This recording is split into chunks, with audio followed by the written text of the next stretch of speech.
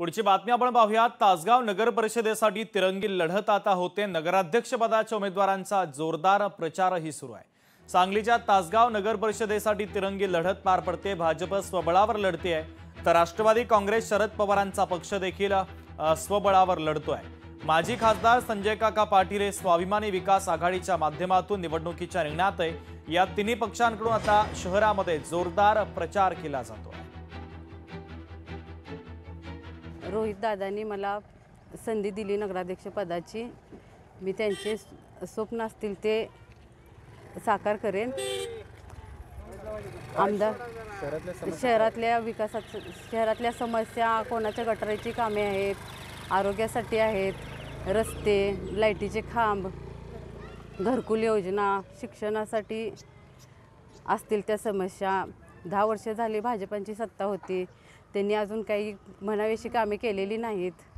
मग ते आता आम्ही करू, रोहितदादांच्या नेतृत्वाखाली आम्ही ते करू।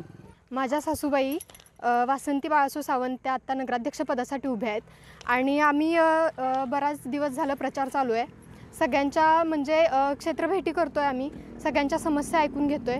त्यांचे बरेच काही समस्या आहेत। सगळ्यात मोठी समस्या आम्हाला ही जाणवली की रस्ते नाही आहेत व्यवस्थित, आणि मागच्या 10 वर्षामध्ये विरोधी पक्षाचं जे काम आहे ते आम्हाला काहीच दिसलेलं नाही आहे। तर आम्ही असाच आमचा प्रयत्न असेल की जेव्हा तुम्ही आम्हाला निवडून द्याल तेव्हा तुम्ही फक्त आम्हाला एक संधी द्या आणि तुम्हाला पुढच्या 5 वर्षात तासगाव पूर्णपणे बदललेलं असेल।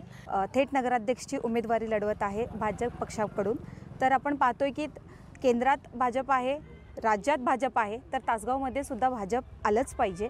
आणि दुसरी गोष्ट म्हणजे माझं मेजर विजन असणार आहे की प्रत्येक महिला वर्ग, प्रत्येक युवा वर्ग आणि प्रत्येक बाल शिशु वर्ग ह्या सगळ्यांसाठी आपल्याला खूप काही योजना आहेत, खूप काही स्कीम्स आहेत जे यांच्यापर्यंत आपल्याला पोहोचवण्याचा प्रयत्न आपण करत आहोत।